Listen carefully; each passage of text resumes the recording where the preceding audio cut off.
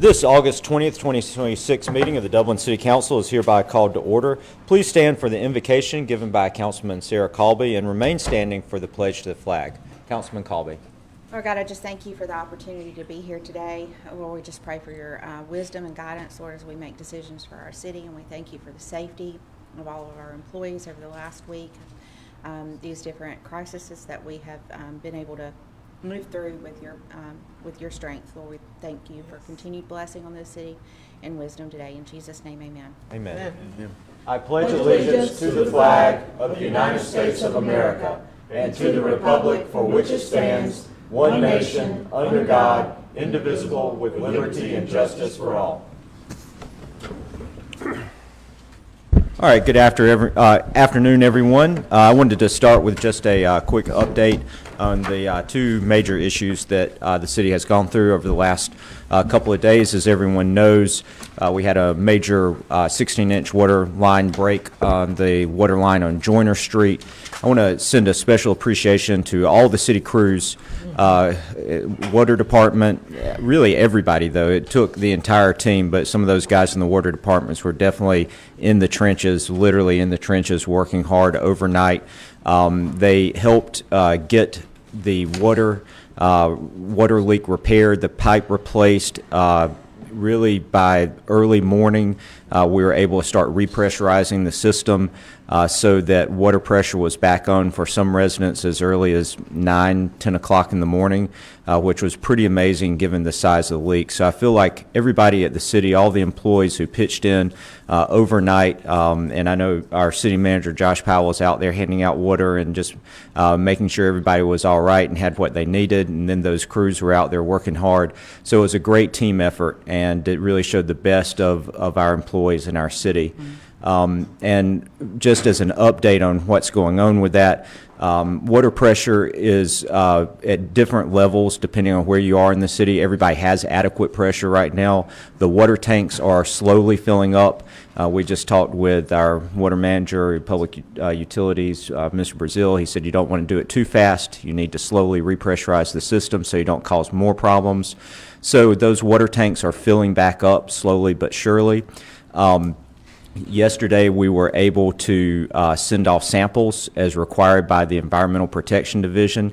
Anytime your water system loses pressure, if it goes below 20 psi, then you have to take samples as you turn the water back on to make sure that there wasn't anything that got into the pipes while the pressure was off. And those samples were collected yesterday afternoon. Some of the samples, the testing that is done on them takes 24 hours. There's nothing that we can do or anybody can do to speed that up. It's just takes 24 hours to get your test results back. So we will be able to make some type of announcement between 5:30 today as those test results. If the test results are clean, then we'll be able to lift the boil water advisory. If they're not clean, then we'll continue the boil water advisory for another day and take another round of testing. So that's the situation. We're obviously very hopeful that everything's going to be clear this evening, but we will provide direction on that as soon as we get those results back and are able to make an announcement. Again, thanks to all the people in the various city departments who have been working hard on that. At the same time that was going on, last night we obviously had a major fire downtown. A business was fully engulfed in flames. Our fire crews went out there and worked really hard it took about 4 hours to get that fire contained to the site itself. Now, obviously, everybody's concern was there enough water? Did we have any water issues to fight a fire like that? And our fire department had been proactive and had, knew that we had low water pressure and that the system was off. So they had cooperative mutual aid agreements that were in effect. We had support that came in from Dodge County, Johnson County, Allentown, from East Dublin, from Lawrence County. So we had all the surrounding fire departments who were able to bring in water tanks and help put that fire out and make sure that our firefighters were safe and that they were able to contain the blaze. So luckily we didn't have any major injuries or serious injuries from from that fire. It was fully contained and is now, under investigation as to what the cause of it was, and just to understand more about what was going on as happens anytime you have a major fire like that. So in addition to all the guys that were out working hard on the night before on the water issues, we had the fire department out all last night, along with the support staff that goes along with that. So, the city of Dublin, I was just asking how many employees we have. We have about 270 employees, and we needed every single one of them over the last couple of days. So we had the capacity to handle these issues. I feel like the city employees really did well and represented their town well, and showed a lot of competence in doing their jobs, and we're very proud of the team here at the City of Dublin. So with that update, we'll now get into our regular meeting minutes, unless do any council members have any comments on these items before we go into our regular agenda?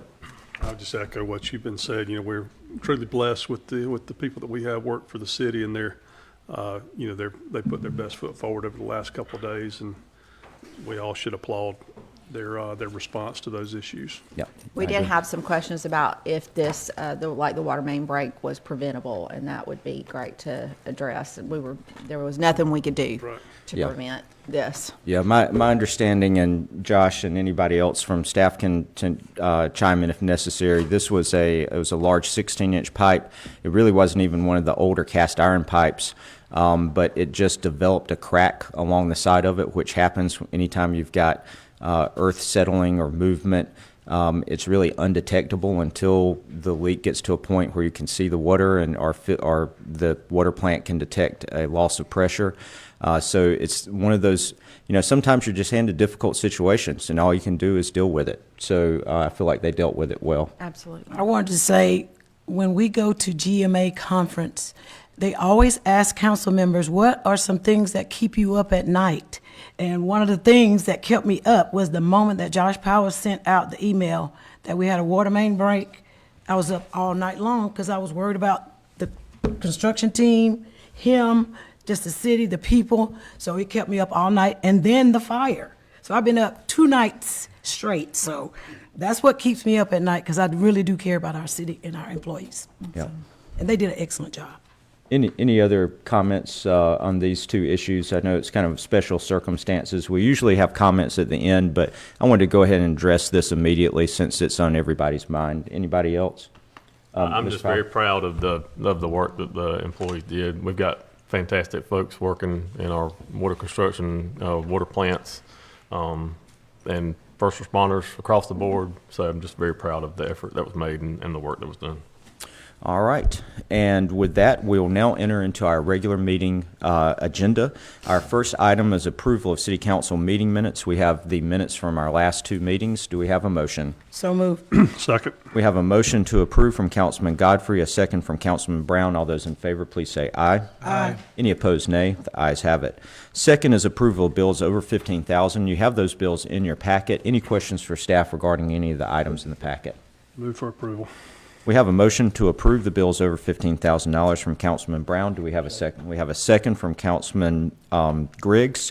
Any discussion? All those in favor, please say aye. Aye. If any are opposed, nay. The ayes have it.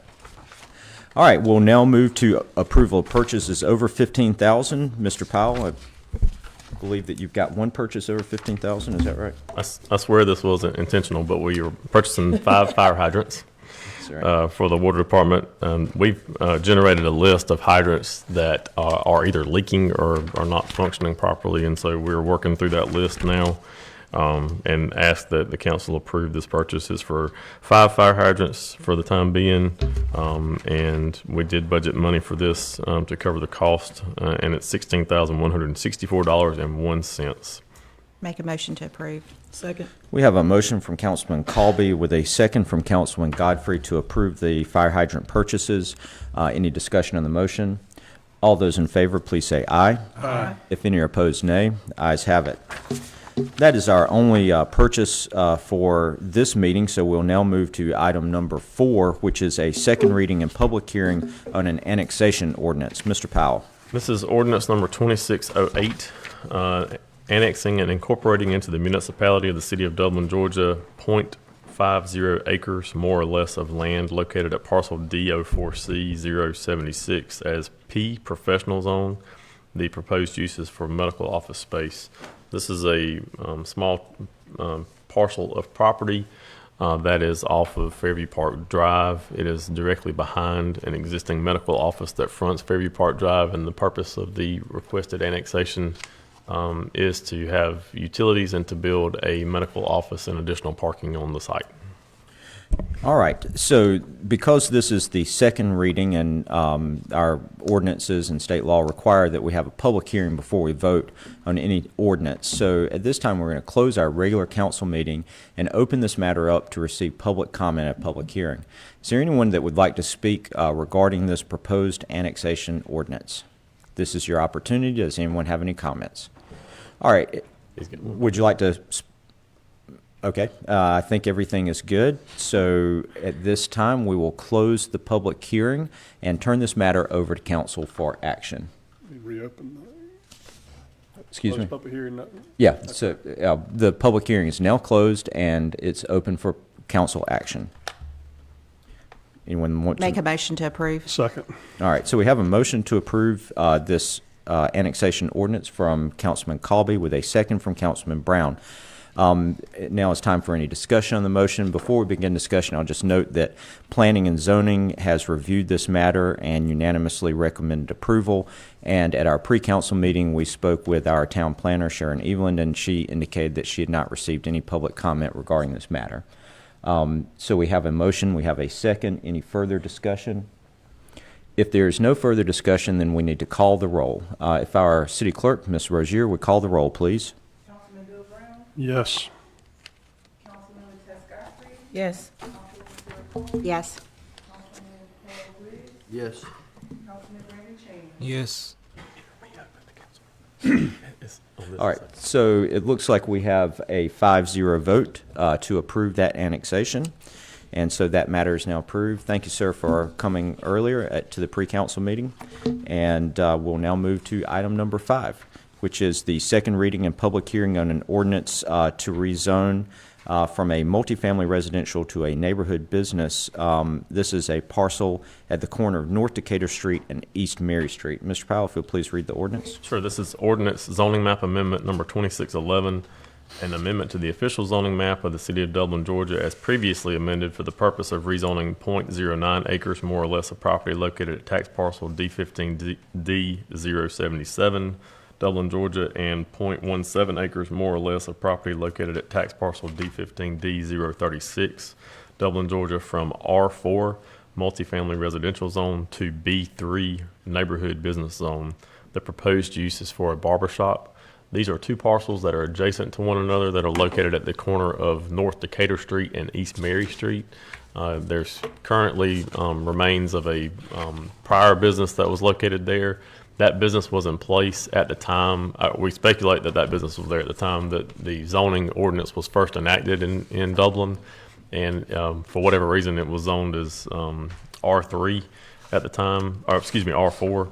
And now with the request to reestablish a business there, we're trying to get the zoning correct. And so this will be appropriate if the council wants to approve that. It is All right, so R3. let me just ask a quick clarification point before we go into a public meeting. The summary says that it's currently zoned R3, but the ordinance says that it's currently zoned R4. So I just want to double check if we need to correct that before we address the ordinance. Let me see.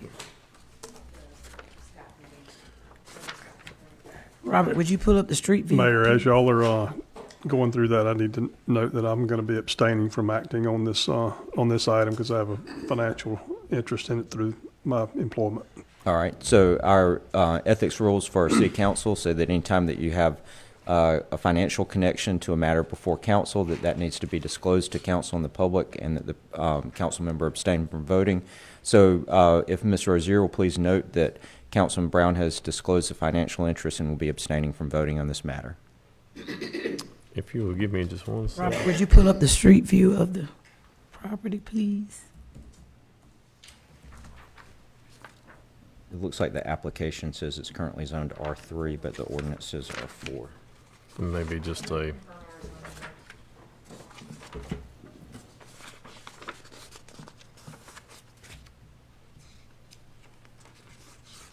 It used to be a convenience store. The Maze. Please bear with us while we make sure that we have this designation correct. We're about to consider changing our code of ordinances to allow this rezone, so we want to make sure that we have all the details correct. So just bear with us for a second, please.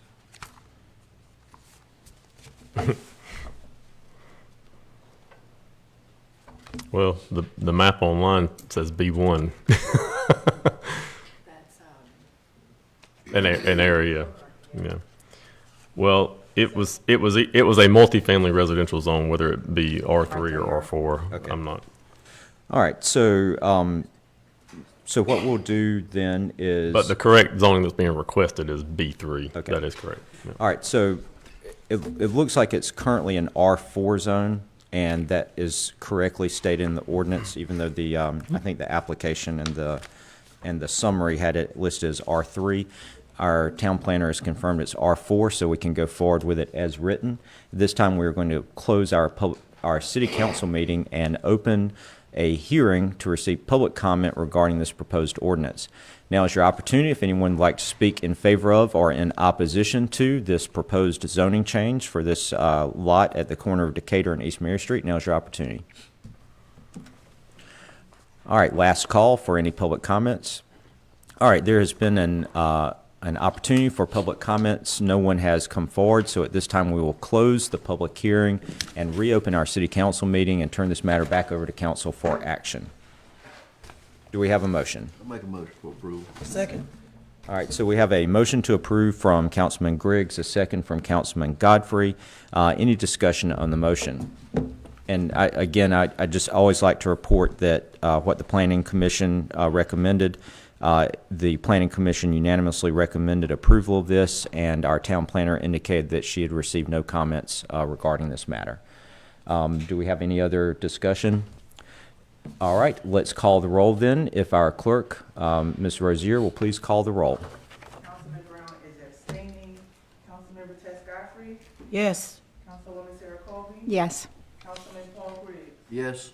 Councilman Brandon Chang. Yes. All right, the matter passes with a 4-0 with one abstention vote. All right, we'll now move to item number 6, which is the second reading and public hearing on an ordinance to amend the method of basically enforcing nuisances related to overgrown yards. Mr. Powell.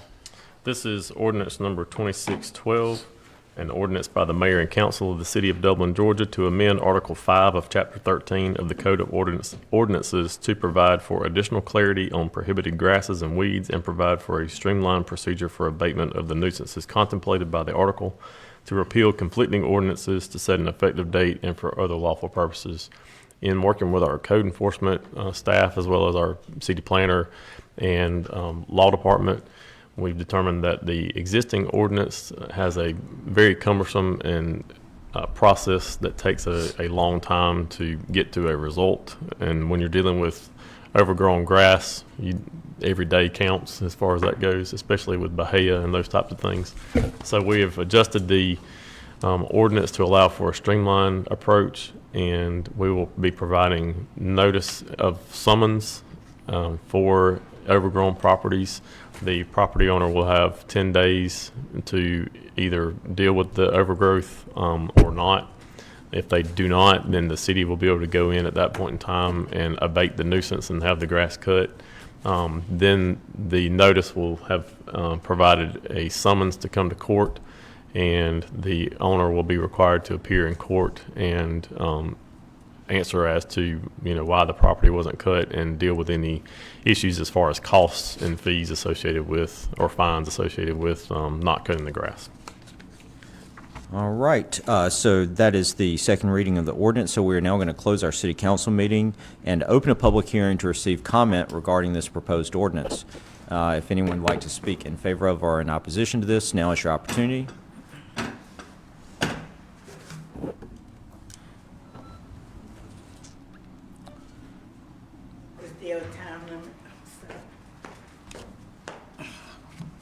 We normally do 3 minutes. Really? Okay.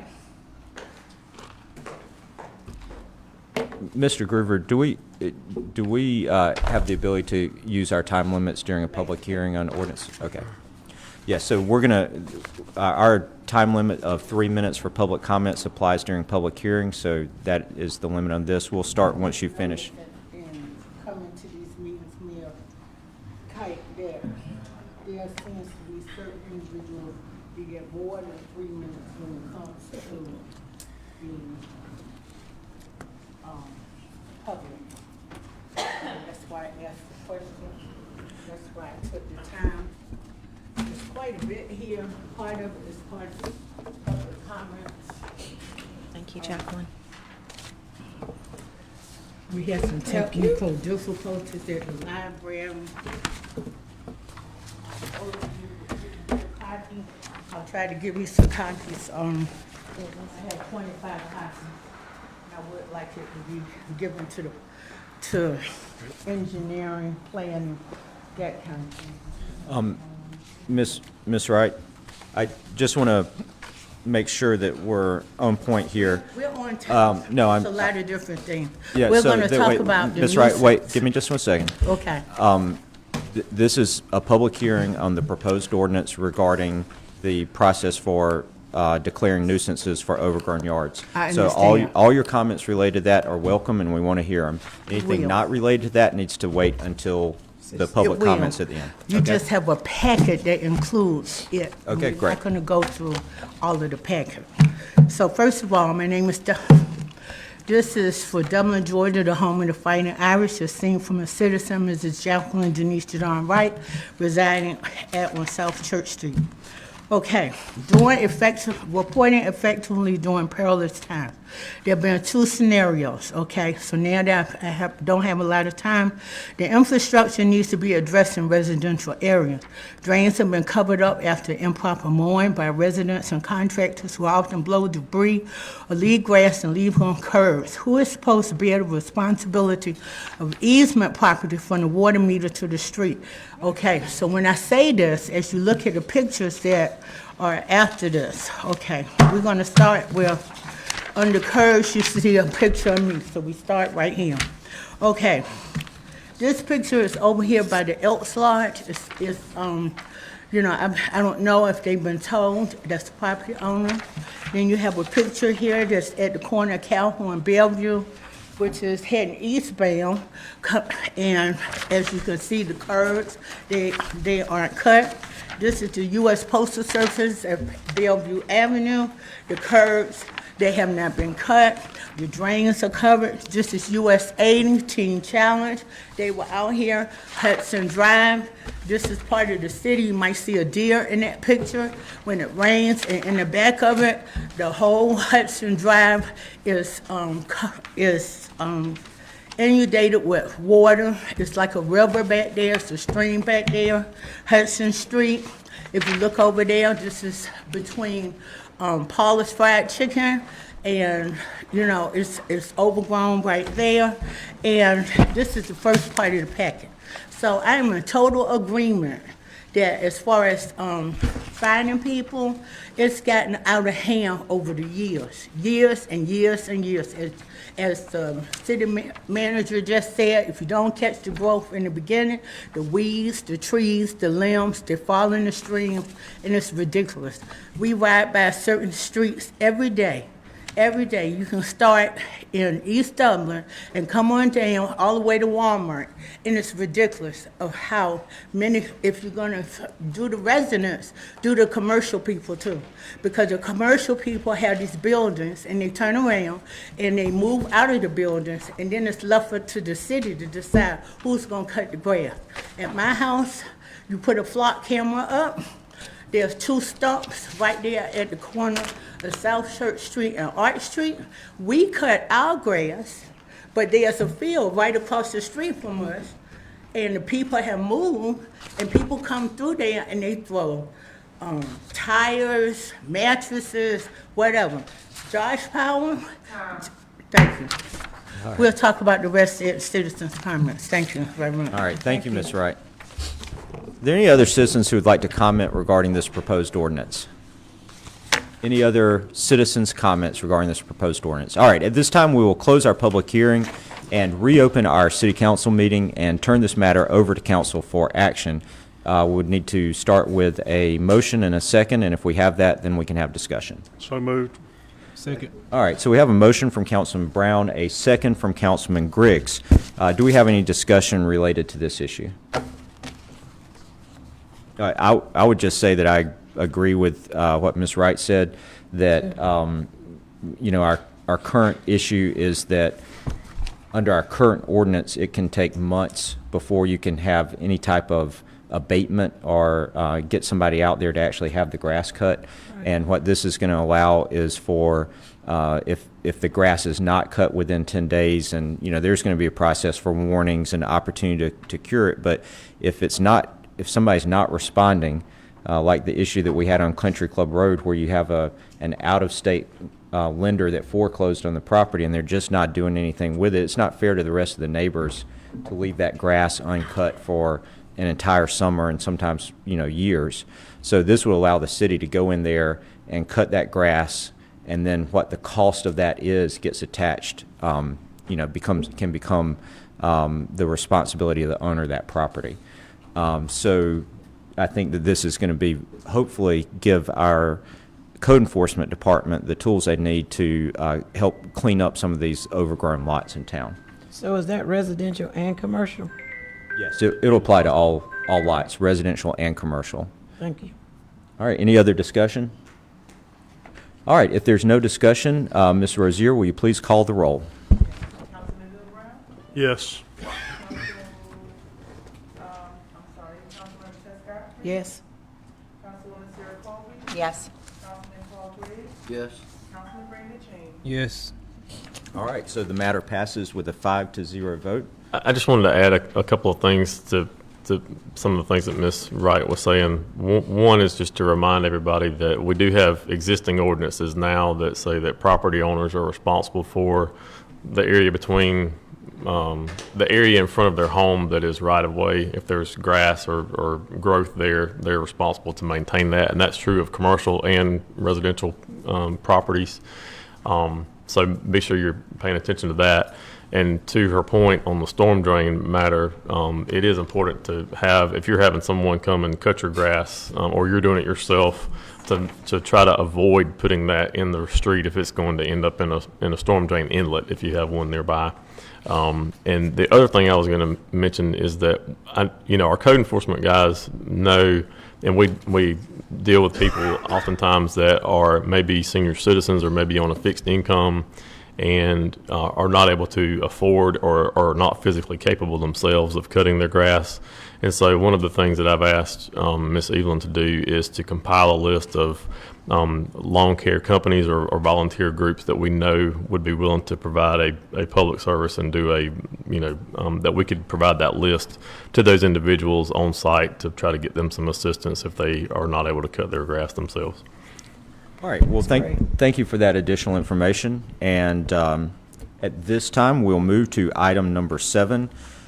This is a resolution to approve an agreement with Momentum Telecom. I know that this is something that our IT director, Mr. Jefferson here, has been working on and asking for a while. Mr. Powell, will you please go over this agreement, please? Sure. This is Resolution 2648, a resolution of the City of Dublin, Georgia, by and through its mayor and council, authorizing an agreement with Momentum Telecom for broadband services for up to a 36-month term, to authorize the mayor and city clerk to execute the same, to set an effective date, and for other lawful purposes. As most people know, we have a fiber optic network, and we provide internet service to commercial and industrial customers, as well as ourselves and other governments, including the school systems. And because of the nature of the customers that we provide service to, it's important that we ensure that we have redundancy in our pathway to connect to the World Wide Web, for lack of a better way to describe that. And so what Mr. Jefferson has brought for the council's approval is an agreement with Momentum that will provide us an alternative geographic route to get connected to Atlanta, which is one of the major hubs for all internet access. And so this will provide stability in our service. So if something happened to the primary route that we have, we'd still have a connection through this alternative geographic route. Momentum Telecom has provided an agreement for us to consider. It's a 3-year term at $28,860 per year. On top of that, there is a one-time, for the first year only, $500 circuit activation fee. But after that, it'll be the $28,860 a year. The total cost for this year would be $29,360. And Okay. we did budget for it. I'm sorry. Yeah, this actually came in a little bit under budget. So Yes. do we have any questions for staff from council members? I know we discussed this in pre-council, and Mr. Jefferson was available for any questions, and I think it was all pretty clear while we're doing this. All right, so if we don't, do we have a motion? I'll make a motion for approval. Second. We have a motion for approval from Councilman Griggs, a second from Councilman Brown. Any discussion of the motion? If there's no discussion of the motion, all those in favor, please say aye. Aye. If any are opposed, nay. Ayes have it. All right, number 8 on our agenda is a contract with 120 Water for our regulatory compliance services. Mr. Powell. This is Resolution 2650, a resolution of the City of Dublin, Georgia, by and through its mayor and council, approving a renewal contract with 120 Water for enhanced managed services, to authorize the mayor and city clerk to execute the same, to set an effective date, and for other lawful purposes. When EPA first came down with regulations regarding service lines, water service lines for customers, and it put it made it a requirement for service providers of the water utility to determine what that service line material was made of. Some of that information has been able to be ascertained through online information and data records that we have regarding when homes were built and that type of thing. There are about 1,200 unknown service lines that currently exist in the system. There are ongoing changes that happen with the regulations on this and what we're required to do and what type of reporting we're required to do. 120 Water, we've been using them now for a couple of years to help with the regulatory compliance, and then also assist us with gathering the inventory data and analyzing that, as well as providing the required notices to the public about service lines. The cost of the service for the year is $20,280, and we did budget for that. This is slightly above budget by only the $280, but we have enough in the water fund to cover that, and ask that council approve this. All right, so just in a nutshell, the federal government is requiring that we let residents know what their service lines are made out of, whether there's lead or copper or what it may be. And we have to send notices, and some of you got those notices in the past year. I know we got them at our house, and most people did. It was just a notice saying what the service line is made of, not that there were any problems with the lines, just a notice of what the material used was. And I guess about 15% of the service lines, we don't actually know what the material is. So until we can dig those lines up and take a look at them and find out what the material is, this is sending out letters to the residents saying, hey, we're still in the process of figuring out what your service line materials are. So this is all just so that we can comply with those federal regulations. All right, any additional comments? Do we have a motion? Make a motion for approval. Second. We have a motion for approval from Councilman Griggs and a second from Councilman Chain. All those in favor, please say aye. Aye. If any are opposed, nay. Ayes have it. All right, we're now moving to number 9 on our agenda, which is a fee proposal for engineering services for our wastewater treatment facility. Mr. Powell.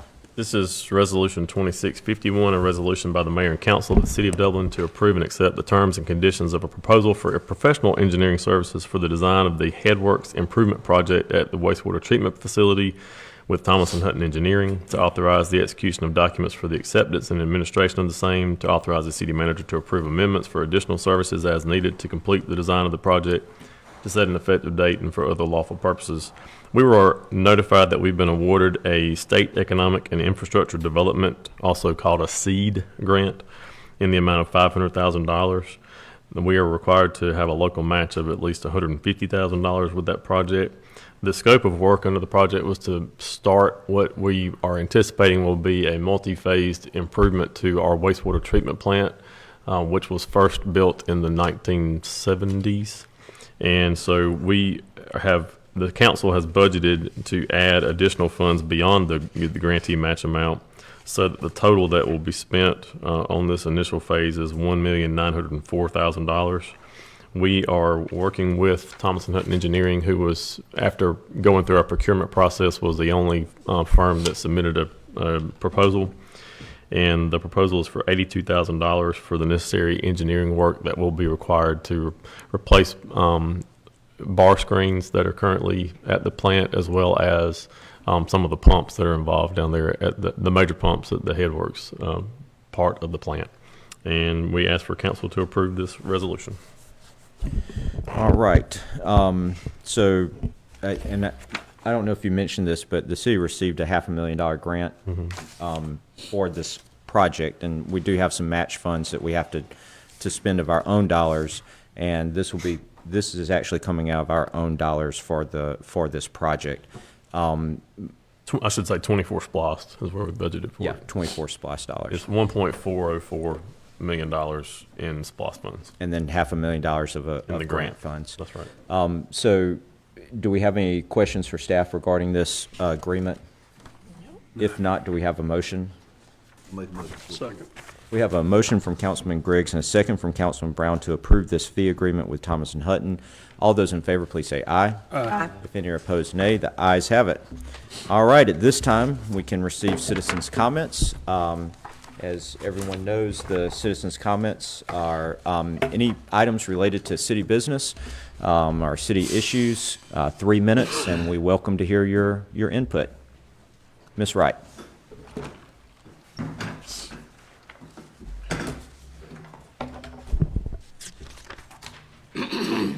My name is Jacqueline Jadon, and I'm here with part 2 of the packet that you have.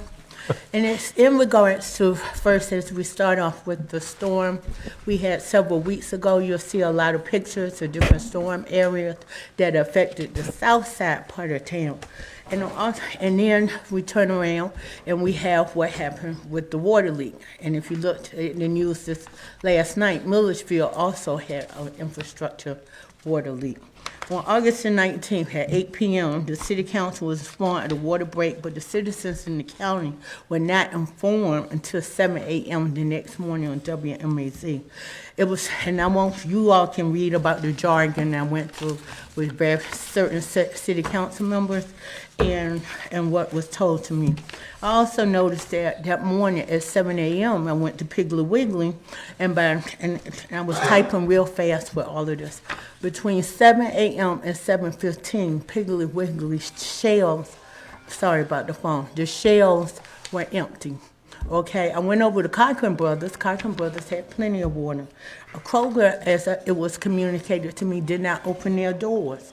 I don't know about the other responses, Walmart, Dollar General, Family Dollar, but people were trying to get water, and then 2 hours later, the water came on in certain places.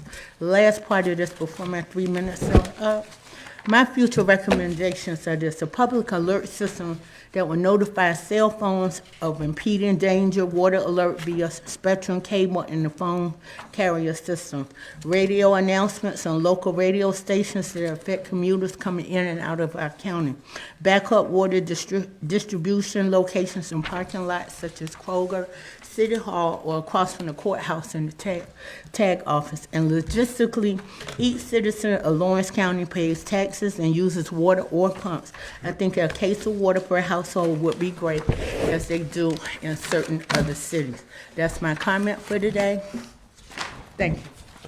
All right, thank you, Ms. Wright, for those comments. Always appreciate your input. Any other citizens' comments today?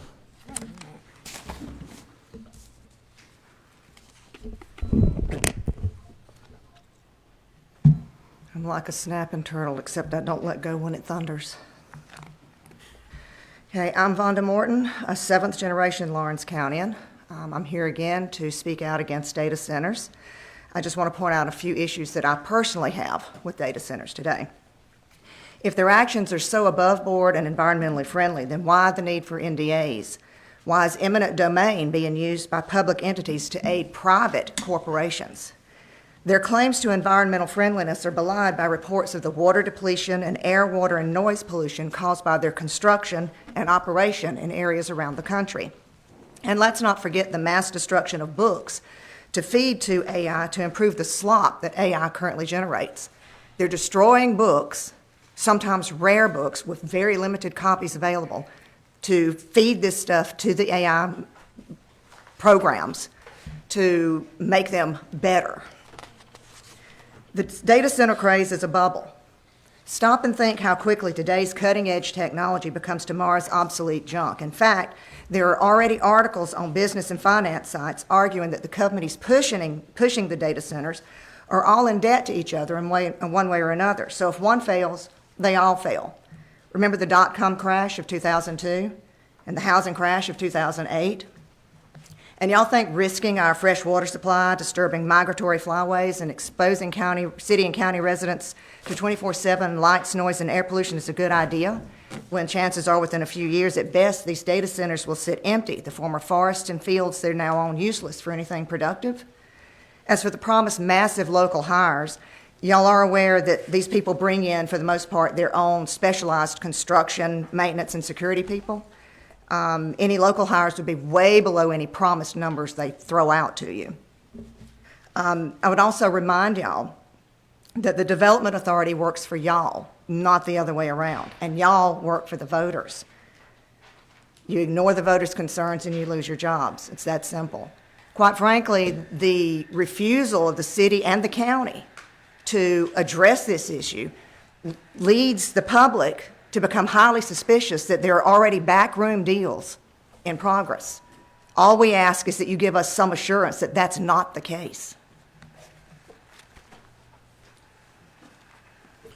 Thank you for those comments, Ms. Morton. Any other comments?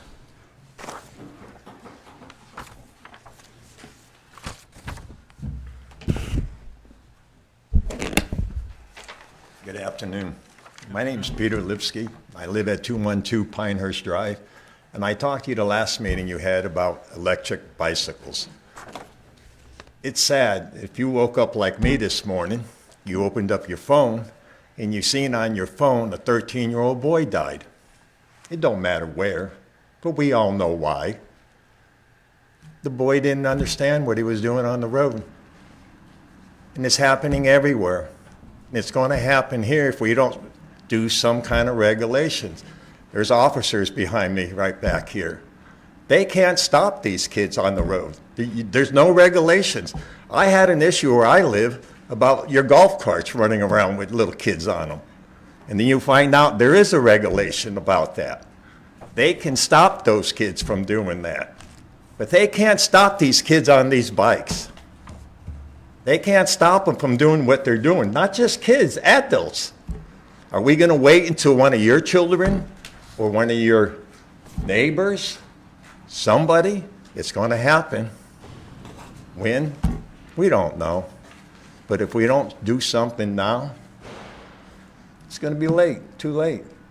I mean, you see now, like I said the last meeting, I don't understand why grown men, there's two where I live, running around on e-bikes, no helmet, no horn, no rear view mirror, riding on our streets, when you or I swerve, that officer is going to pull you over and give you a ticket and understand why.